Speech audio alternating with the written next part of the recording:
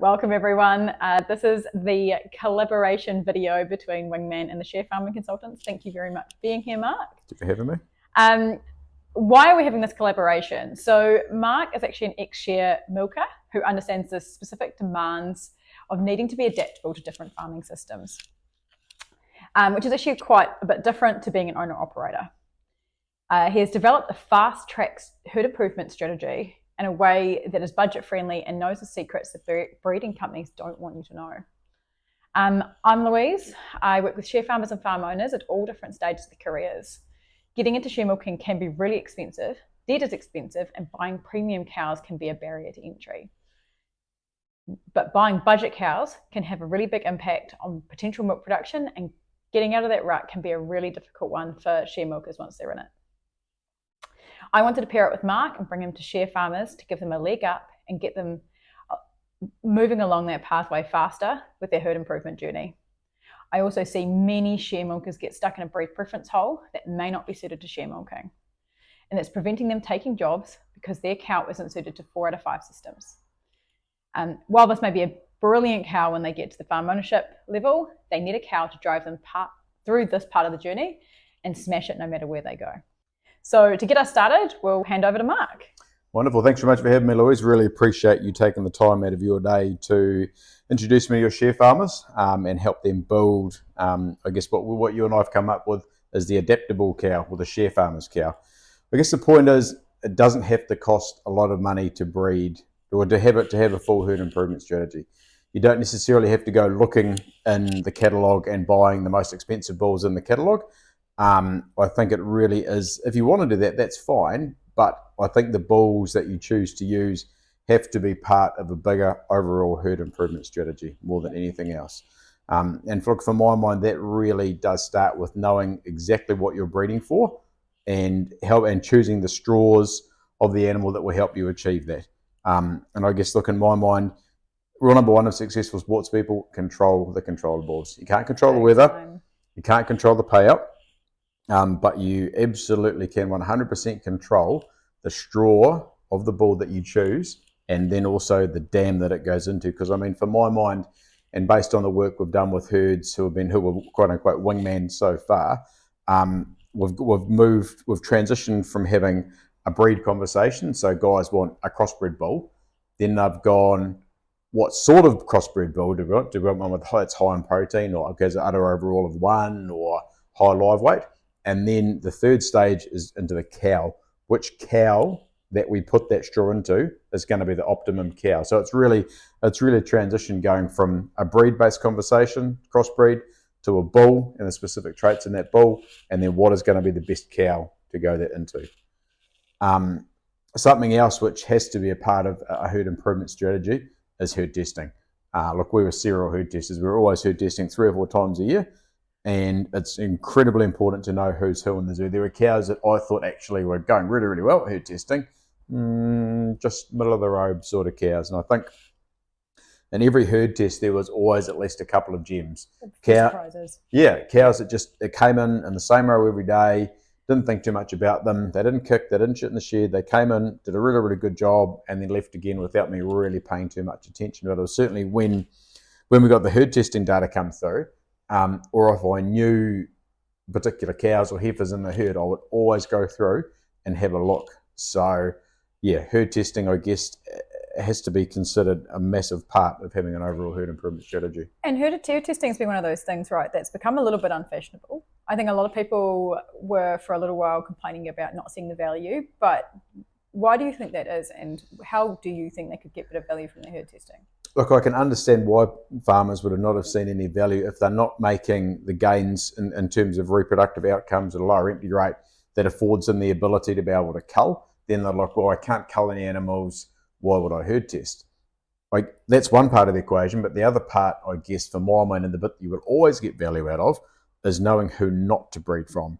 You might never ever be able to cull any cows because you don't have a low enough empty rate or for whatever other reason, but that should not deter you from herd testing and knowing if we've got our cow, our bottom 20% on PW, that is still just as important information to know that even if you can't cull them, then let's put them to beef. Or if we do have to keep them or sorry, if we do have to make them to AB, then let's not keep the calves out of them. Do you know what I mean? Having some SOPs, some standard operating procedures around what to do with them. 100%. Yeah. So I guess even I can understand where people come from. So there's less money, well, they don't see the value in herd testing.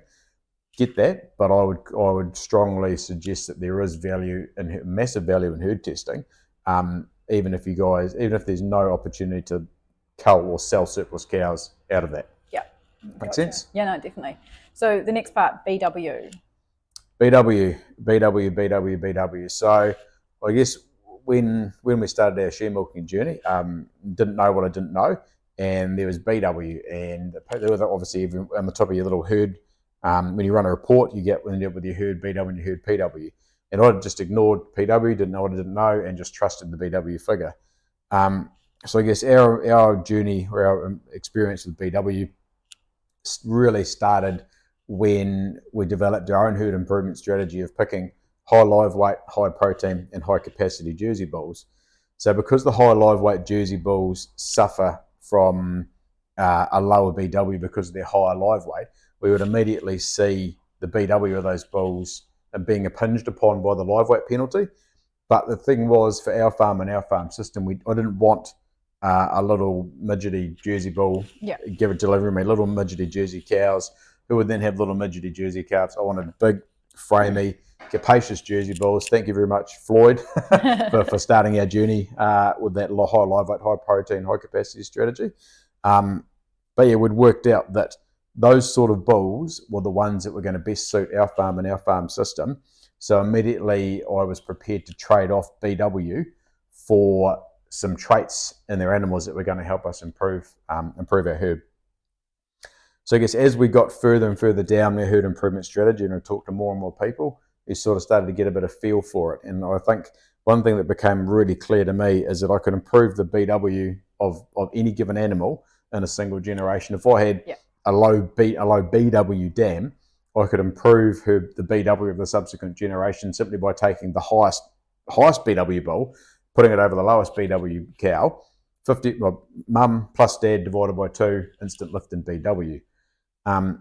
However, what I realised is that I couldn't fix PW the same way. Given that the traits of live weight, fat and protein are incredibly heritable, I then realised that it was PW we needed to be focusing on as a part of our herd improvement strategy, along with selecting the right bulls, so high live weight, high protein, high capacity bulls. It was also PW that became a really, really important part of our herd improvement strategy. So much so that we took probably what was an average Jersey herd to number 16 in New Zealand in 6 years, just with a combination of breeding, having a breeding strategy, and then using PW to make all our breeding and culling decisions. And focusing on those highly heritable traits that we wanted. 100%, and focusing on the highly heritable traits that we wanted. Yeah, big difference. Right, so the stage one of this kind of whole conversation around where to start for especially contract milkers who are kind of looking into getting into herd owning share milking. But if you are a herd owning share milker already and you're looking at improving your herd, or actually a farm owner operator, in reality, the foundation of your herd is going to be the herd you already have or the herd you can afford to purchase. For some of you, that's going to be a herd you already own. But if you can get a bit of a head start by being able to tailor your herd before you buy it, it can have a really big impact. So we're kind of going to talk firstly about the Sharefarmer's cow. As share milkers, we want to be looking to build a herd made up of what we're going to call the Sharefarmer's cow, which we've kind of coined as part of our collaboration. There is always going to be budget constraining what you can buy, and that can be really tough. But the leap from contract milking to share milking now is such a stretch that your dollars are only going to stretch so far. The Sharefarmer's cow needs to be adaptable, it needs to be flexible, it needs to be resilient, it needs to be affordable. And in a recent social media poll we did, over half the respondents felt the cows they had restricted the jobs they could take. So being able to be adaptable is really, really critical. The majority of farms I worked with this season, so working for the farm owner, recruiting share milkers, the share milking system they were actually looking at offering was a system 3+ or a 3-, depending on payout. So not only do you need to be flexible between farms, you need to be flexible between seasons. So how do you do this when you're on a budget? And what tweaks do you need to be making when you're thinking of herd improvement?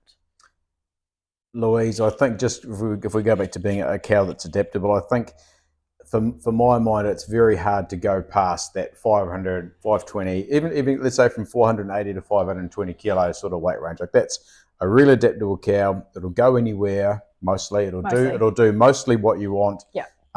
It's a flexible cow. If you maintain a reasonable level of Jersey content in it, you'll end up improving the fertility. And like I've seen that from the herds with Wingman down south, who've probably got a higher Friesian sort of content. Even just having 4 or 6 parts Jersey in those Friesian cross-type animals has made a significant difference to fertility and it's dropped the live weight back as well. So I think 480 kilo cow, that's those little mousy brown cows, Jerseys with mongrel, I like to call them. Then you've got your 500 kilo standard Kiwi cross. Then you've got your 520 kilo, I don't know, black Kiwi cross. Call it what you want. You got a brown Kiwi. White. If we got a brown Kiwi cross and a black Kiwi cross, but somewhere between that live weight spread, I think exists that Sharefarmer's cow. Yeah. It's a fantastic lightweight range. It's a really good place to actually start looking. So Mark talked about before about as herd owners, you guys chose a set of priorities, right? And you went for the more heritable ones. So as part of the baseline for when we were setting up this collab, we did a bit of a registration process. And we got those that registered to rank their priorities for breeding and animal selection. For Sharefarmers, this ranking was fertility first, which was really interesting, PW, udder overall, and longevity. One of the challenging parts, though, is if you're going to start selecting bulls and understanding the NZAEL database, is needing to be able to interpret the numbers that you probably aren't familiar with.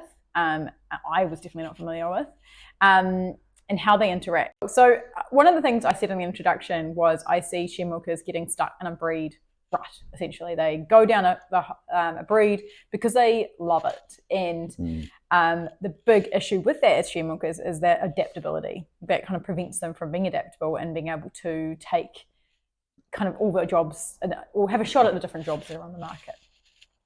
So as part of our registration process, we got you guys to rank what you thought was your kind of preferred breed. And I was actually surprised, but quite happy. So brown bottom girls came in at 42% as a preference, followed by 21% as long as they get in calf and make milk, I'm happy, which is also what we want to hear. Followed by black and white all day long, which I thought was going to be higher. It always feels like there's a lot of black and white cows around. And then 11% that were kind of looking for something a little bit different, a little bit more unique. But Mark, what is it about breed and what matters and what doesn't matter? Look, I think for my mind anyway, look, it's not the breed that matters. It really is that power to weight ratio. And look, I guess sometimes breed has everything to do with it and sometimes it has nothing to do with it. My favourite, what do we say, favourite of all time? Probably one of my most favourite breed splits is the F10J6, 10 parts Friesian, 6 parts Jersey. She generally has most of the good bits and fewer of the bad bits, I guess. So she's generally going to have the production and probably the frame size of a Friesian, but she'll have the efficiency and fertility of a Jersey, for argument's sake.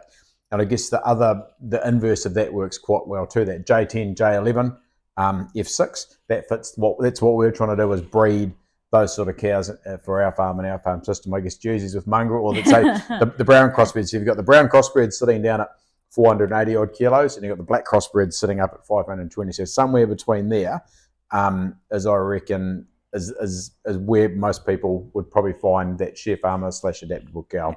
And with that kind of cow, I guess the one thing we don't actually see is we don't see that cow on the poster, right? They're not a poster cow. But they are a cow that should be a poster cow. Yep. It's that Kiwi cross. It's a famous breed for a reason. But yeah, getting comfortable with not having the world's poster cow. Yep. And actually recognising what was underneath. Yeah, and look, I see some guys with crossbred herds try and tie themselves up in knots, trying to maintain maybe an F10 J6 breed split in their herd or an F8 J8 breed split. Like I think as an industry, we need to be thinking about what is the most efficient live weight for our herd, not necessarily looking at a breed split, because you can still have J11 F5s that are 520 kilos. You can also have F10 J6s that are 480 kilos. So I think it's about trying to find and optimize and I guess standardize a particular live weight for your farm and for your farm system. And look, for our farm system, like I used to love those little 470, 480 kilo Jersey cows. The cows, they're almost like the orphan cows. The Jersey guys didn't like them because they weren't Jersey. The crossbreed guys didn't like them because they weren't black crossbreds. They were little brown fellas. But man, those cows, they lived on the smell of an oily rag. They do 2.8 solids for you on grass and some PK.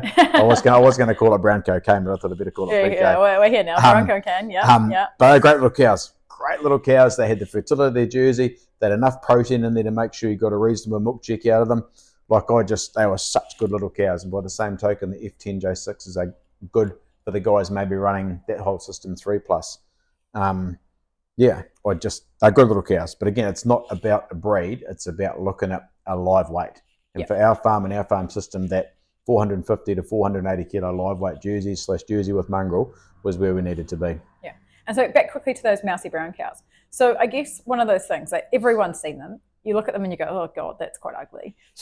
And they're quite easy to dismiss, but in reality, they're quite capacious. Yep. The reason no one thinks they're sexy is they haven't got that really slim Jersey look.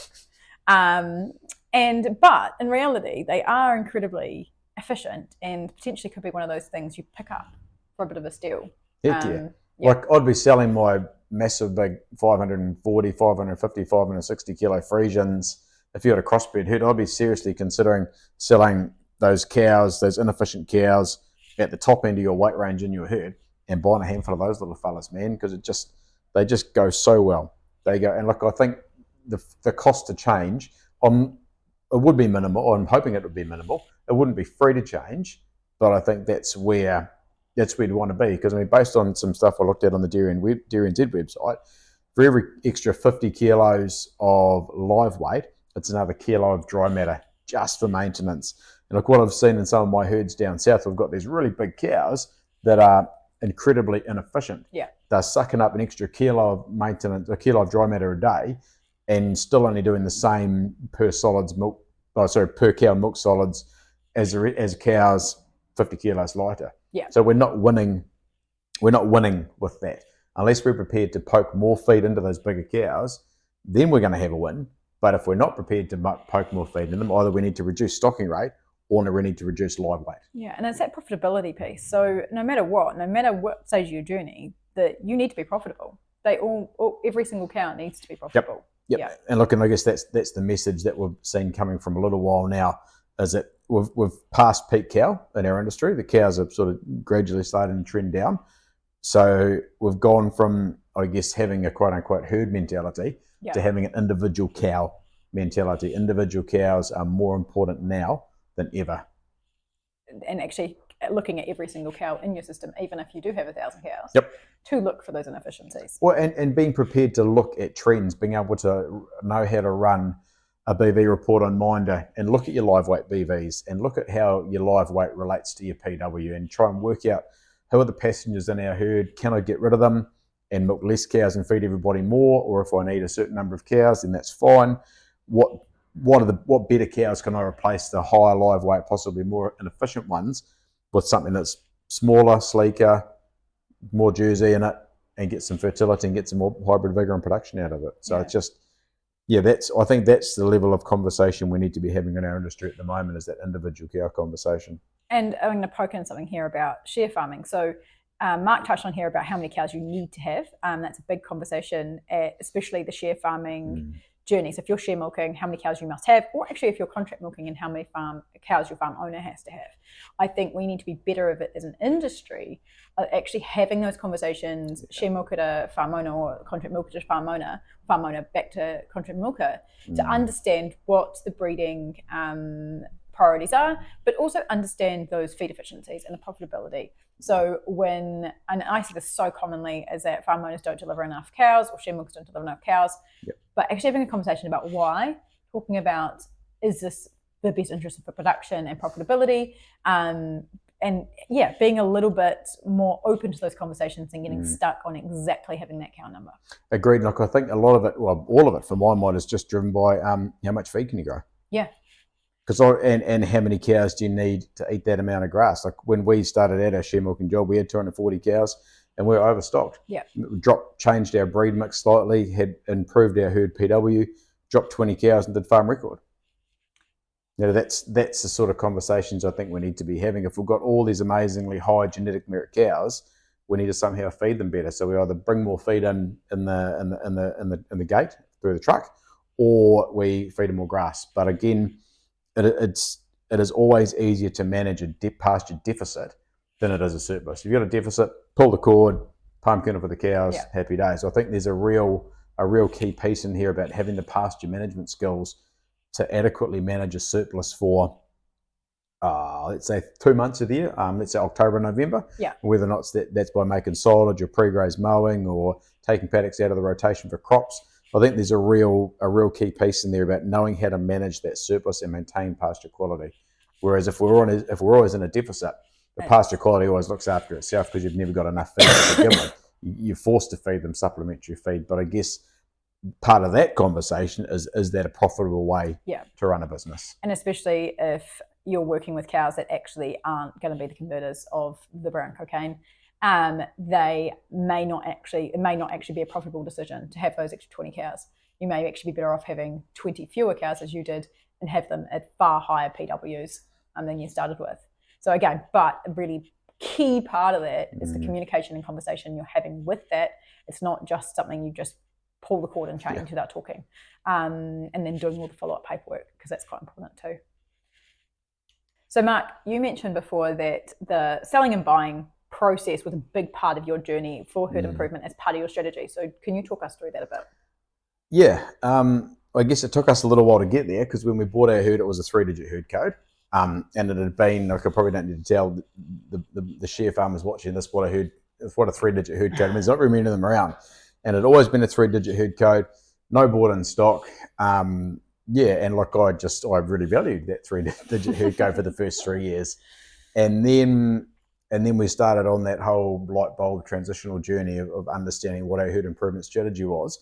And we bought and sold our first lot of cows, and then the floodgates opened, and we trashed our 3-digit herd code. Yeah, there was cows from different herd codes in there, and I'm like, well, if we're going to push the boat out and commit to it, we're into buying and selling. And look, I get that buying and selling, you've got to be comfortable with it. Obviously, there are some biosecurity risks down there, particularly in the South Island who have had their bovis challenges. Yeah. But once we were okay with the buying and selling stuff, then she was no holds barred, and we're into it. So I guess part of our buying and selling strategy was we were never afraid to pay money for good cows. And what we ended up achieving over the last 6 years of our share milking tenure was we'd created a really elite herd. So our bottom cows then became somebody else's middles. We'd lifted the bar from selling $1,000 budgets up to $1,500 quote unquote budget cows. So I mean, like, that's another 50% ROA without having to do anything, then spend another $6 a straw on picking the bull to go in the appropriate. So picking the appropriate bull and what cow it was going to go into, and having a herd improvement strategy. And look, we were really ruthless about culling intergeneration. Like I alluded to before, if we had a cow that had come on my radar for having a shit PW, then we went looking for her daughters. And I know throughout the course of those 3 years when we're selling a third of our herd, there were multiple times when I'd sold a cow for being a low producer, and she had an in-calf heifer. The in-calf heifer got sold, and she'd also then had a calf that year, and that calf got sold as well. And they were gold. They were gone, absolutely, they were gone. And I mean, for my mind, we were cutting the head off the snake before it got too far out of the hole. Like that one poor cow, she had a daughter, then her daughter had a daughter, then her daughter's daughter had a daughter. It just the trickle down effect of those low production traits. Do you know what I mean? Like of the low production that cow had for litres fat and protein, she was going to pass those on to her daughter. Well, you're about to have 4 or 5 in the herd. Yeah, 100%. With that same trait. Yep. And I was just like, no, we didn't want that for our herd. And look, we were not, this part of the plan was not to have to buy and sell for forever. Yeah. Short-term pain for long-term gain. We came into our share milking journey late. There were people who'd been share milking for quite a bit longer than us. I could see the writing was on the wall with regard to reducing cow numbers and trying to be more efficient. So it wasn't a hard decision to have to make to drop cow numbers. Yeah, it was not a hard decision, but I guess that was why we did it based on PW. And look, in our last year, the production didn't change. We actually increased production because we had better cows and everybody could eat a bit more. And that's what happened. The better cows ate more and produced more. Yeah, and that's what you alluded to before, is that peak cow number. We've hit peak cow number, we're actually declining, and a lot of farmers have panicked with that kind of conversation about the nitrogen caps and the overall end-use caps, which includes all your feed and things. But in reality, we are totally capable of having more efficient herds, and it 100%. Is so much more profitable. Yep. And look, and it doesn't matter what colour they are. Yeah. So if you can still have a herd of really efficient 550 kilo Friesians, just the same as you can have an efficient herd of 450 kilo Jerseys. It's all relative to your farm system, whether or not you're bringing in feed, you've got a support block, cows on, cows off during winter. Like, it's all relative to your farm system. And I guess as to summarise all that, if you're not worried about the colour of the cow and you're quote unquote breed agnostic, gee, that's a really good place to start. The world is absolutely your oyster. It's and adaptability too. It's that Sharefarmer adaptable cow. 100% is 480 to 520 kilos. Those cute little mousy brown, the brown crossies, cute little mousy brown Jerseys. You know, we once I got into a head that a herd of straight Jerseys was not going to deliver us what I wanted from our farm and our farm system. Man, we're into it. We're selling all our low PW Jerseys and going to look at buying those little mousy brown cows. And look, every time we wanted to change, it probably cost us $1,000, to be fair. But it wasn't like we're going to continue buying and selling cows every single year. We'd cleaned the shit out of our herd in 3 years and got it to a point where I didn't have to buy and sell massive amounts of cows. It would have just been maintaining a stable level of maybe buying and selling 5 to 10 cows a year. Which will be a bit of fun. Yeah, and look, I did enjoy going to the auctions and putting my hand up, to be fair. I did enjoy that. And I don't think I bought too many duds, to be fair, because obviously what happened, we started out at the auctions buying 400 PW cows. Then obviously as our herd got better and better and better, suddenly it became a case of, well, if she hasn't got a 500 PW, I'm not looking at her. Yeah.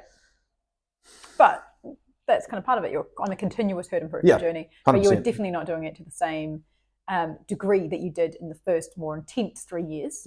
No. It became just a slow, steady part of the whole plan. Yep, agreed. So calves. So I guess at this stage that we're at, a bunch of people are going to have a bunch of calves right now that may be worth selling, maybe looking at buying. Yep. So what kind of do you advise in that space? So I think from my experience, I never really paid a great deal of attention to the calves BW and PW. Again, thinking back to the fact that I could influence BW by going highest BW bull over the lowest BW cow, mum plus dad divided by 2, instant improvement in BW. I looked at the dams PW. Again, coming back to that whole PW argument, fat, protein, litres, high heritable traits. If the dam was no good, then the calf automatically got a line drawn through it and got sold. Yeah. So if guys are into buying calves, I'd really caution you to have a serious look at the dams, and your stock agent should be able to procure you a list of the dams of those calves and have a really, really good look at those dams and set yourself some minimums for PW of those dams. I certainly wouldn't be advising keeping a replacement calf out of a dam that's only got 100 PW. But if you find some crackers in there, maybe you found those little mousy brown heifer that the farmer doesn't like because she's not a black crossbred, and her mother's got a 500 PW. Her mother's got a 500 PW. Man, snap it up ASAP, because that will possibly turn out to be a little rip snorter. Yeah, and it could be one of the late calves. Yep. And he's gone, oh, I've got my replacement. It's drawn a line. No more after this number. And you could actually pick yourself up a little gem. So heck yeah, pay the money, pick it up. Appreciate that not everybody enjoys having a rare calves past Christmas, but man, that extra time and money you might have to spend by feeding a little bit more milk or having a little bit longer till it gets to weaning weight or till it reaches target live weight, spend that money, man. And it's only short term. The reality is, and really, you did it 3 years. You kind of put a real priority on this. It isn't going to be a long-term thing, but if you're going to be serious about your herd improvement journey, especially if you've had to go buy budgets just to get into the share milking game, It's an option. It's always an option. Well, I mean, it's only going to cost you $200. Yeah. Let's assume that you don't have to sell any of your calves because you haven't got enough to start with and you've got to go and buy it. Cost you $200. If you want to go and try and buy that same animal as a heifer, it's going to be $1,500. Or if you want to try and buy it as a cow, it's probably going to be $3,500. Even if you assume that you sold a budget for $1,000 and wanted to go and buy that same animal, it's still going to be $2,500 to change. So I guess the point I'm trying to make is buy the calves. Yeah. It'll never be cheaper to change or to get a better herd than it will be buying in calves. Yeah, definitely worth giving it a go. Yep. So the last section was kind of that foundation stage, talking about how to find the Sharefarmer's cow. What does a Sharefarmer's cow look like? Where to go in terms of your buying and selling, kind of how to figure out your priorities in your breeding, what you're actually looking to be focusing on. However, we did mention that the Sharefarmer's cow is probably a bit trickier to breed from, and because of that breed split, so a big part of what Wingman is bringing to the market is that support to have a breeding strategy and to figure out actually what to do, how to choose your bulls, how to nominate your semen to cows, because a big chunk of you as respondents was part of the as part of the registration process. Was over half of you said that it was a minefield and you didn't know where to start, and this is a big part of where Mark has joined the herd improvement market to come and support that. So Mark, do you want to start off talking about how do you breed from the Sharefarmer's cow? I think the first port of call is just knowing your ideal cow. Yeah. To be fair, I guess that's one of the parts I enjoy is working with farmers and collaborating, I suppose, and helping them work out who their ideal cow is. And like every farmer will, I guess, intuitively know they like the cow to look a certain way with these features and these traits. Maybe it's motherwood, maybe it's muzzle width, maybe it's how high the pins are. Whatever the traits are that farmers want to see, I think part of my job initially is helping guys work out what their ideal cow looks like, and then how do we go about making a whole herd of her. Yeah. And I guess the only way you can really make a whole herd of your ideal cow is to nominate your bulls. And by nominating bulls, you are going to have control over what bull goes in what cow. And look, with our own herd, we started out as a premier size herd. And again, like I got sick of seeing tiny Jersey calves come out of tiny Jersey cows. We were going to get absolutely nowhere with a herd improvement strategy like this. So the very first foray we had into nominated, there's a bull called Floyd, who I'm unashamed fan of.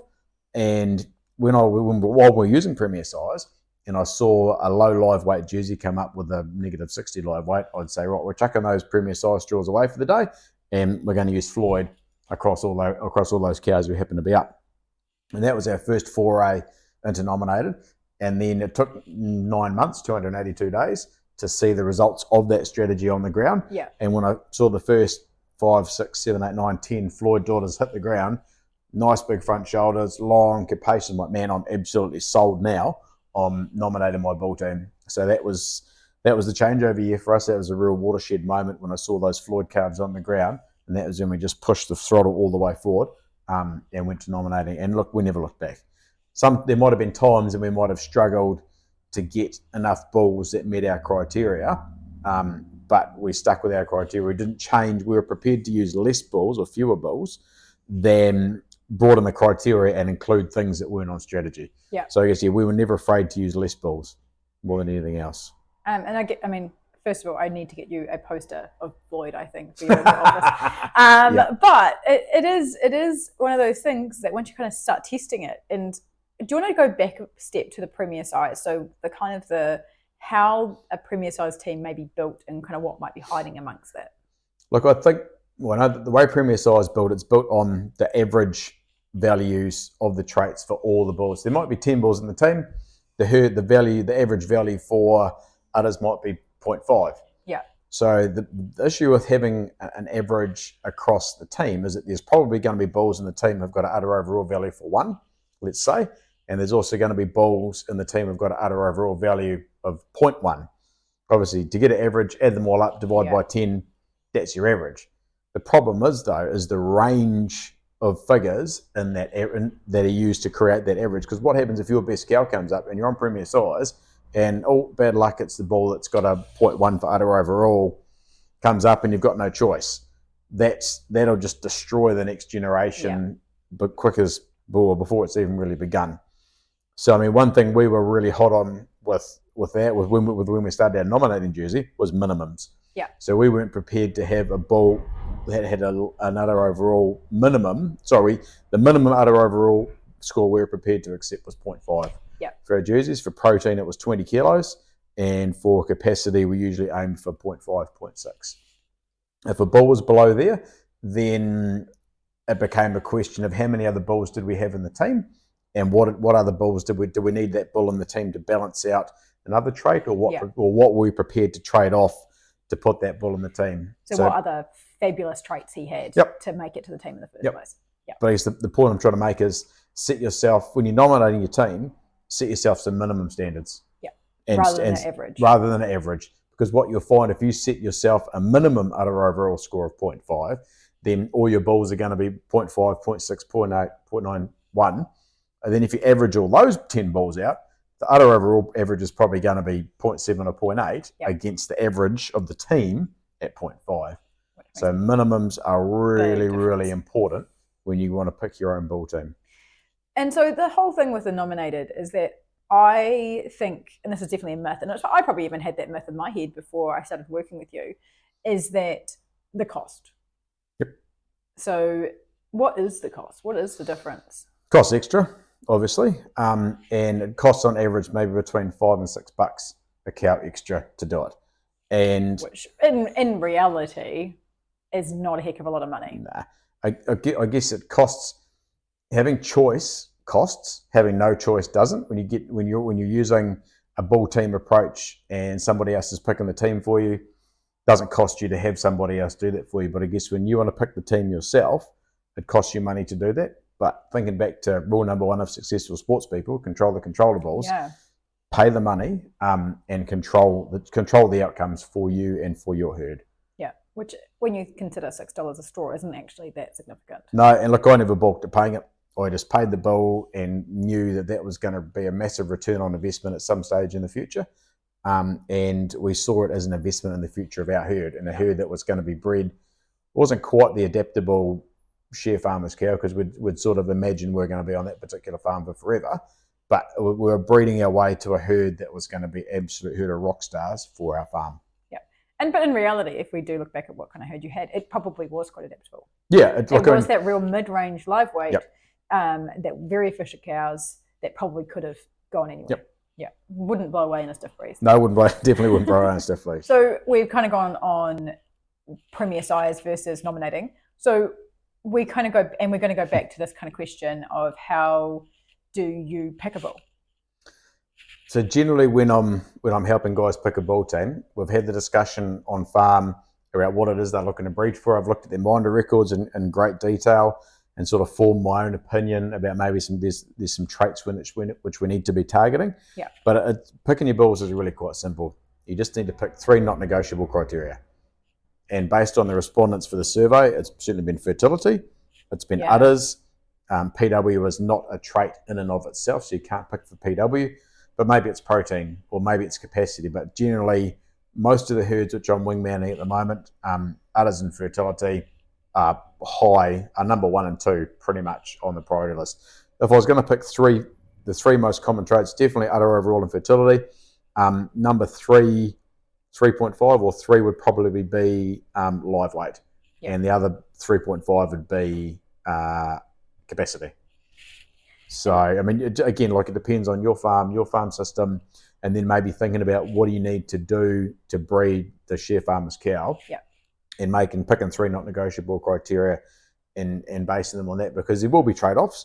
It's very hard to find the perfect bull. You can find bulls that will improve certain traits in your herd, but you'll never find one that will do everything. Yeah. And it's probably not in your best interest to have too many bulls that will do everything, because if you try and please everybody, you end up pleasing nobody. Yeah. So I guess in a typical 5 bull team that I'd pick for guys, there'd be 1 bull that'd be an udder improver, two bulls that'd just be for like a standard quarry. This cow looks pretty nice, pretty reasonable udder, just a bull that's going to do an everyman bull, an all-rounder. So one for udder, two all-rounders.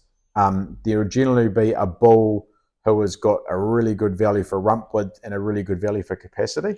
And I'd probably term those boys my strength improvers. Again, like thinking about brisket, thinking about heart room, thinking about the depth of the cow, the capacity. That'd be what I'd use those boys for. So one udder improver, two all-rounders, a strength improver, and then the other one sort of depending on what the herd needs. For some guys who maybe have got a higher proportion of Jersey cross type animals, trying to shift their live weight up into that 500 kilo, 520 weight range, that might require a live weight improver. Or and one guy this year, I've picked him a Friesian, a lower live weight Friesian, whose live weight BB is only 540 kilos, to put over those Jersey cross cows to boot them up in size and get a bit of heterosis out of it as well. So, I mean, you got size improver, strength improver, udder improver, and two all-rounders. Like, that's a pretty sweet little 5-bull nominated team that will fix a multitude of evils, to be honest. And that comes about because you are doing nominated. Yeah. So you are choosing the cows that they're going to. And I think that's where we go back to that kind of $6 perspective. It's such a small investment, just when you consider how much of a difference you are going to be making to those offspring. And just thinking back to my earlier comment about being breed agnostic, if you're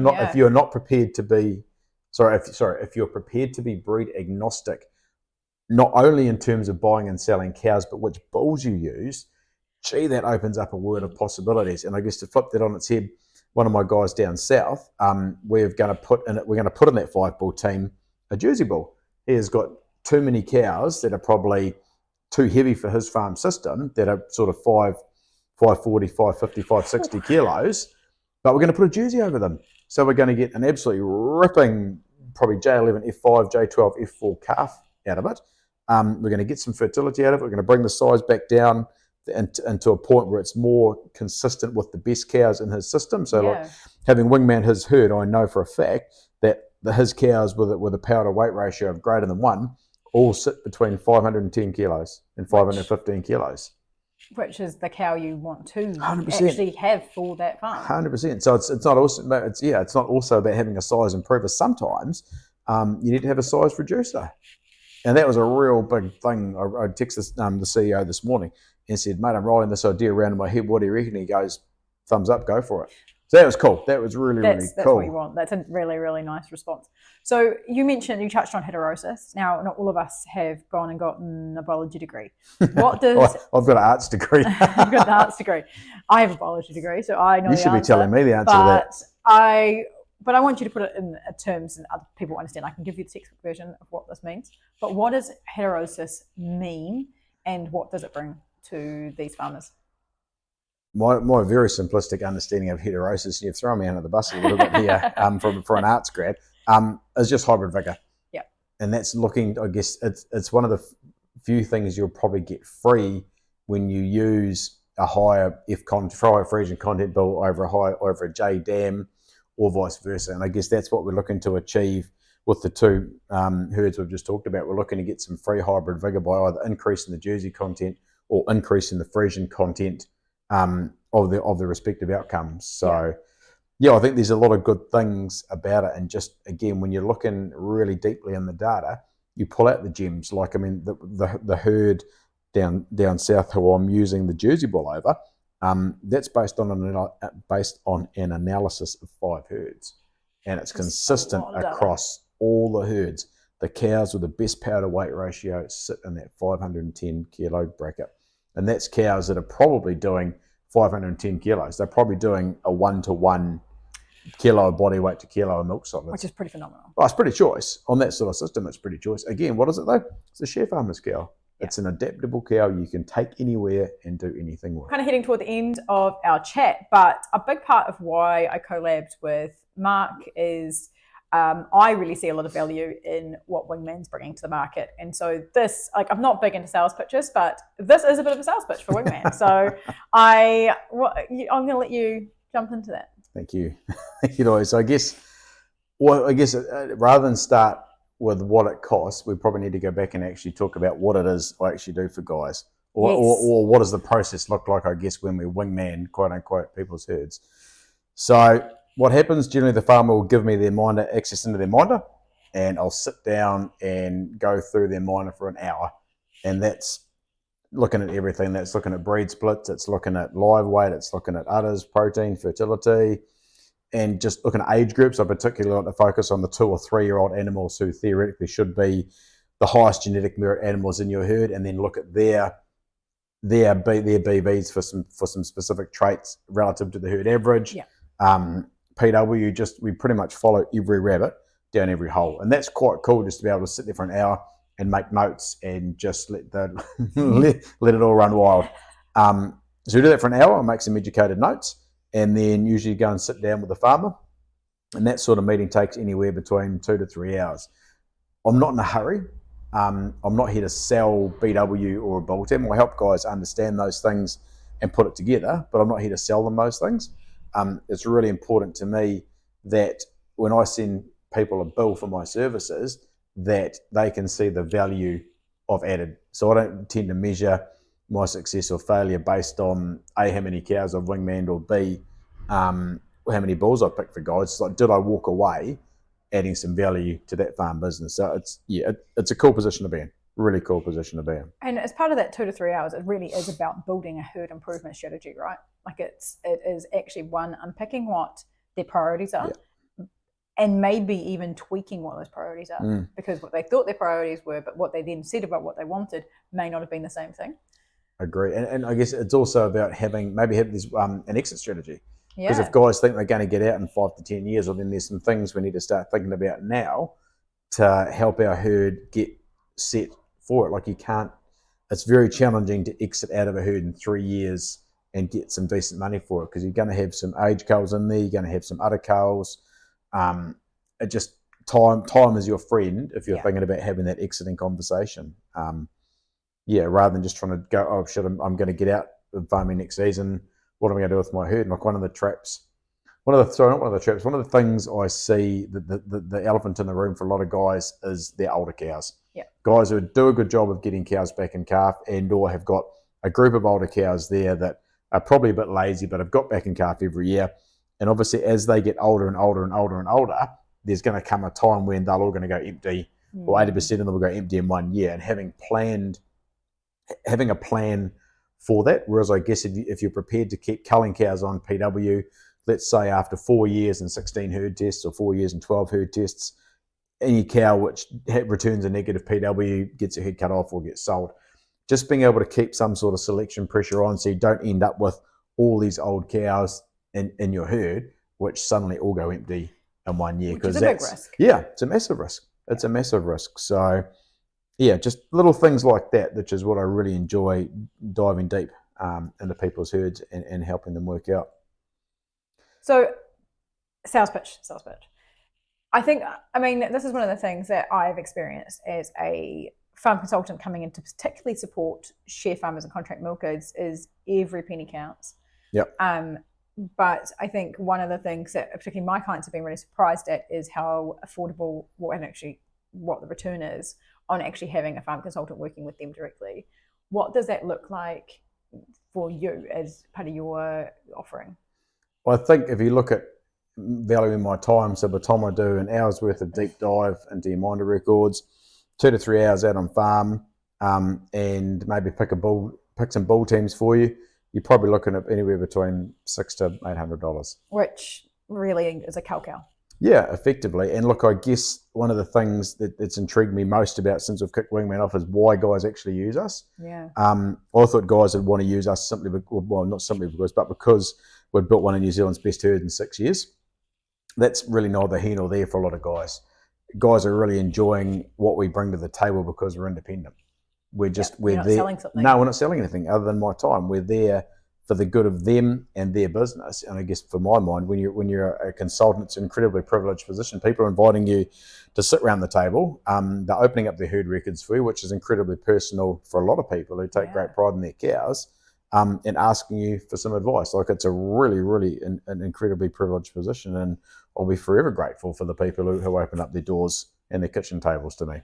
No, it's it's a really cool role. I'm really, really excited to see what the next 12 months bring, and then what this particular mating brings and what comes out next year. So very excited to see where you're going to go. And thank you very much for sitting down with me and having a chat and talking about the Sharefarmer's cow and giving these guys a bit of an insight.